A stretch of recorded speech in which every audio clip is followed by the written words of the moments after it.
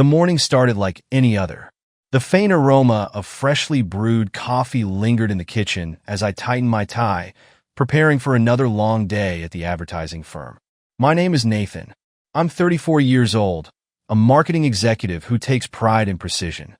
Whether it's in my work presentations or the structure of my personal life, my wife Charlotte always joked about my obsessive need for control. She'd laugh, calling me the guy with a spreadsheet for emotions. At 32, Charlotte was the perfect partner, or so I thought. She worked as an HR manager at a luxury retail chain, a role she described as solving corporate dramas. She had an aura of poise and sharp wit that drew people in.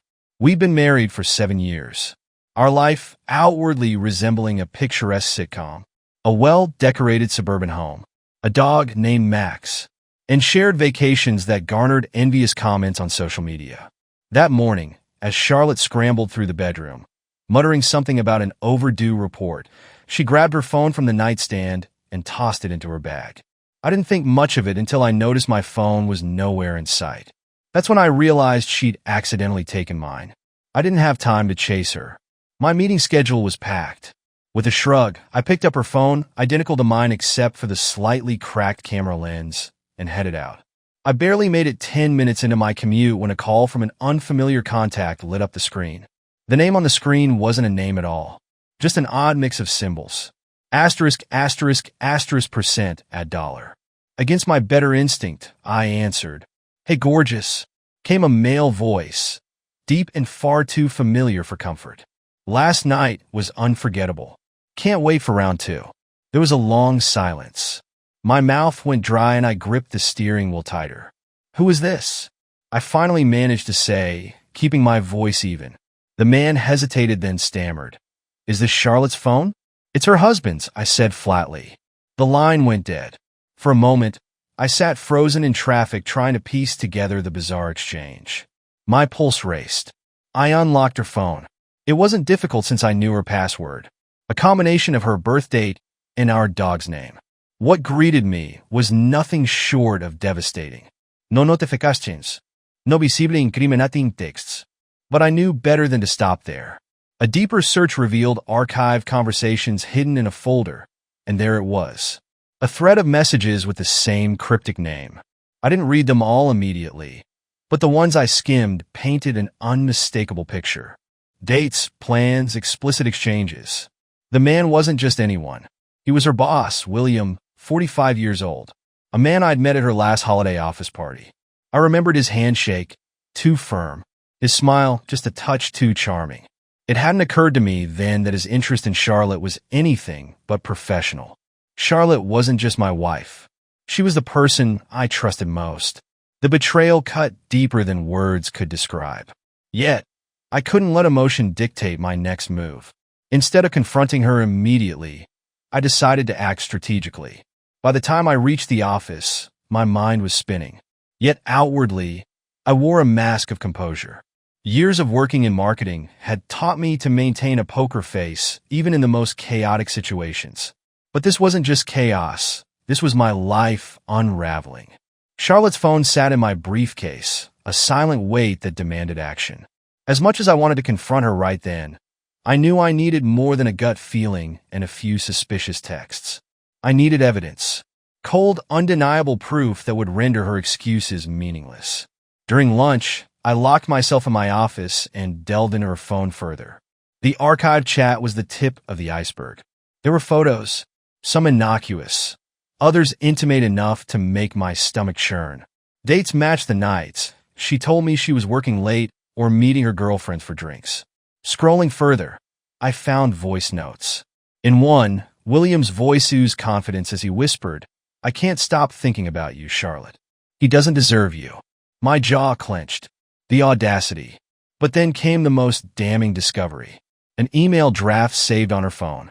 It detailed plans for a weekend business trip. The location? A luxury spa resort in the countryside. The check-in date was this coming Friday. It didn't take much to realize I wasn't invited. The betrayal stung, but anger overpowered my sadness. How long had this been going on? How many lies had I swallowed, oblivious to the truth? But I wouldn't let emotions cloud my judgment. This was a chess game, and I needed to play it smart. That evening, I went home as if nothing had happened. Charlotte greeted me with her usual smile, kissed me on the cheek, and asked about my day. Her ability to feign normalcy was almost admirable. If I hadn't known better, I might have believed her act. But now, every word she said felt rehearsed. Every gesture calculated. "You're quiet tonight," she observed over dinner. "Everything okay?" "Just a tough day at work," I replied, forcing a tired smile. "What about you?" "Oh, the usual. Meetings, emails, nothing exciting." She sipped her wine nonchalantly, as if she hadn't spent her day planning a romantic getaway with her boss. I decided to test her. "Any plans this weekend?" "I was thinking we could go hiking. Get some fresh air." Charlotte hesitated just for a fraction of a second before shaking her head. "Oh, I wish, but I have a work thing. William wants the whole team to attend a seminar out of town. You know how he is. Can't say no to the boss." I nodded, pretending to understand. Inside, my anger simmered, but I kept my tone even. Of course, work comes first. Her relief was palpable. She didn't suspect a thing. That night, as Charlotte slept soundly beside me, I reached out to the one person I knew I could trust. My childhood friend, Aaron. We'd been through thick and thin together. And if there was anyone who'd have my back, it was him. Aaron answered on the second ring. "Nate, it's late. Everything okay?" "Not really," I admitted, my voice low. "I need your help with something serious." I explained everything. Charlotte's affair, the messages, the upcoming trip. Aaron was livid on my behalf. "Man, I can't believe this. You don't deserve that. Whatever you need, I'm in. I need you to help me track them," I said. "I want to know exactly where they go, what they do. I need proof that can't be denied." Aaron, a tech whiz with a knack for surveillance, didn't hesitate. "Say no more. Send me the details, and I'll set everything up." The plan was simple but effective. Aaron would plant a discreet GPS tracker on Charlotte's car and monitor her movements. Meanwhile, I continued playing the role of the oblivious husband waiting for the perfect moment to strike. Friday morning arrived. Charlotte was in high spirits as she packed her overnight bag. She kissed me goodbye, promising to call when she arrived at the seminar. I watched her drive away, a hollow smile on my face. Aaron and I followed at a safe distance. His laptop open on the passenger seat as the GPS tracker pinpointed her location. As expected, she didn't head toward the seminar venue she'd mentioned. Instead, her car veered off the highway and onto a scenic route leading to the luxury spa resort. We parked a few blocks away and waited. Soon, another car pulled into the resort parking lot. A sleek black SUV I recognized from William's Instagram photos. He stepped out, greeted Charlotte with a hug that lingered too long, and grabbed her bag as they walked inside together. "Got him?" Aaron muttered, snapping photos from his zoom lens. But this wasn't enough for me. I needed more. While Aaron kept watch, I contacted a private investigator I'd hired earlier in the week. His job was to gather irrefutable evidence of the affair. By the end of the day, I had everything I needed. Photos, videos, even receipts from their hotel booking. It was a rock-solid case, but I wasn't done yet. The final phase of my plan required patience and precision. Charlotte returned home Sunday evening. Her demeanor is casual as ever. She wore the same serene smile that had once felt comforting, but now seemed like a mask hiding her lies. "How was the seminar?" I asked from the couch, not looking up from the book I was pretending to read. She hesitated only briefly. "Pretty dull, honestly. Just a lot of corporate jargon.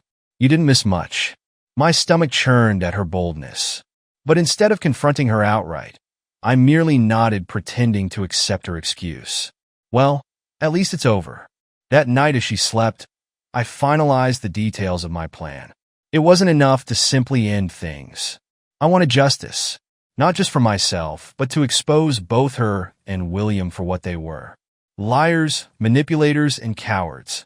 By the time I was finished, they wouldn't just lose me. They'd lose everything they had worked to protect. Monday morning, I went to her office unannounced. I wasn't there to create a scene or shout in the lobby. Instead, I scheduled a private meeting with William under the guise of discussing a potential advertising campaign for his company.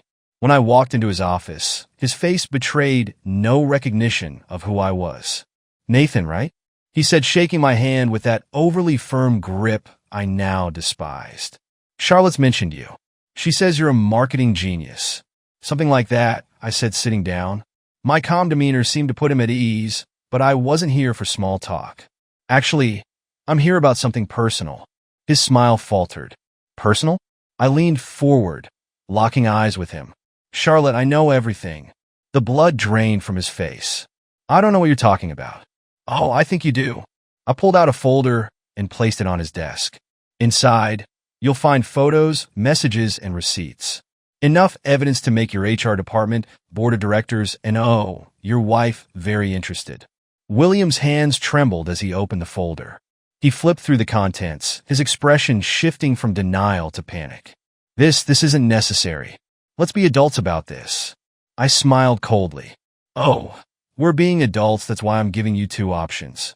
First, you resign effective immediately and provide Charlotte with a recommendation that guarantees she'll never work in this field again.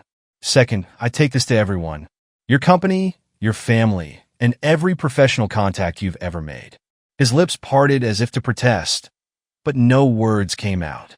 Finally, he nodded, defeated. Fine, I'll resign.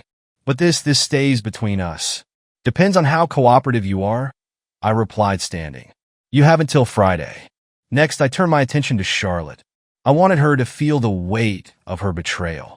Not just from me, but from everyone who had once respected her. The following evening, I invited her to dinner at her favorite restaurant. She arrived unsuspecting, dressed to the nines, and smiling as if we were celebrating something. Wow, this is a surprise, she said, settling into her seat. What's the occasion? I didn't respond immediately, letting her bask in the illusion of normalcy for a few moments longer. Then I slid my phone across the table, its screen displaying the evidence I'd gathered. Her smile froze. What? What is this? You tell me, I said calmly. You and William seem to have had quite the weekend.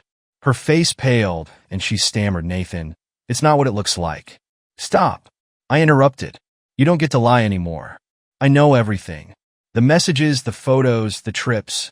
This marriage is over. Tears welled up in her eyes, but I didn't feel a shred of sympathy.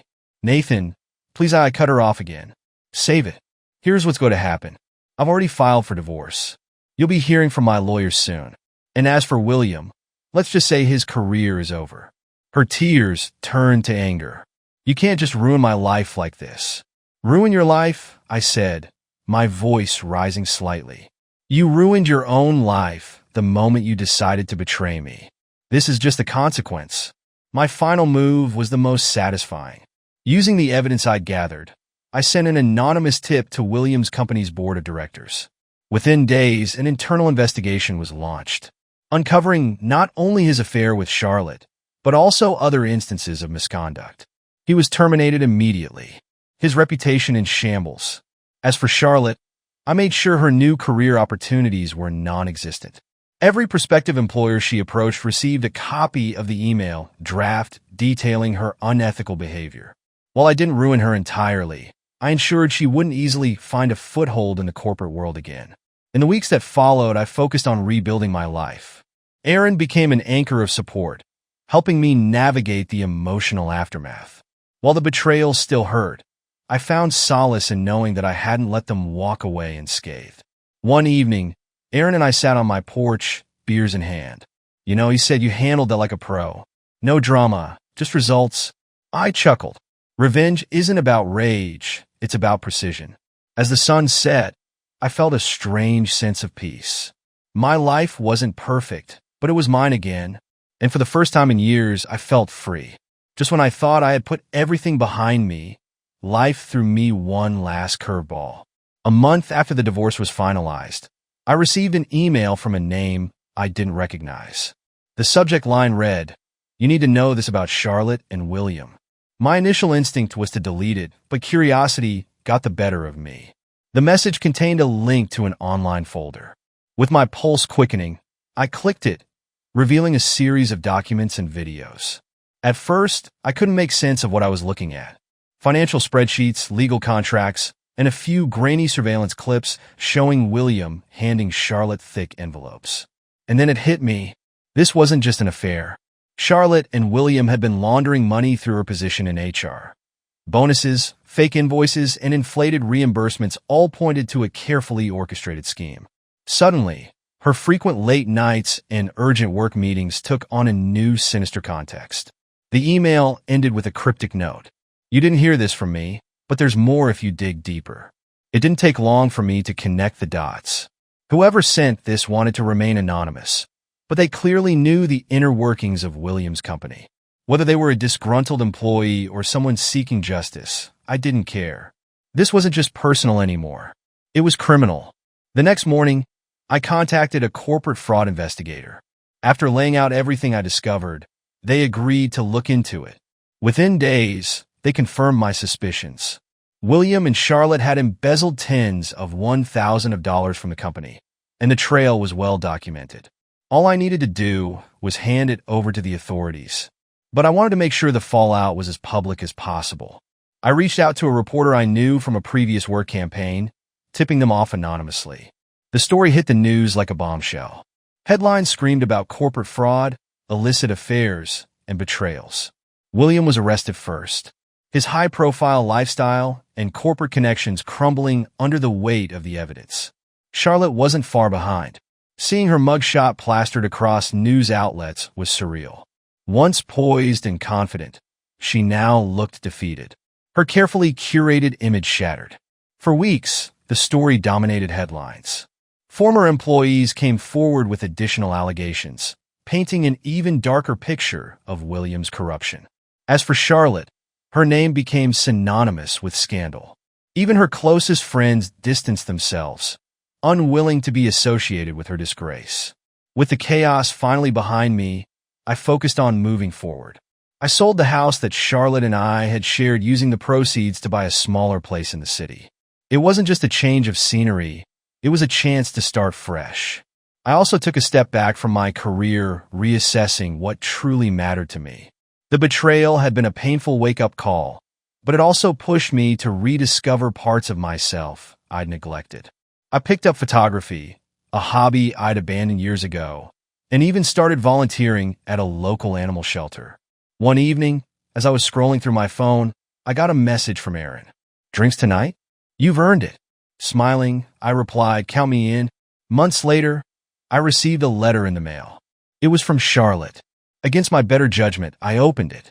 The tone was contrite, almost pleading. She apologized for everything.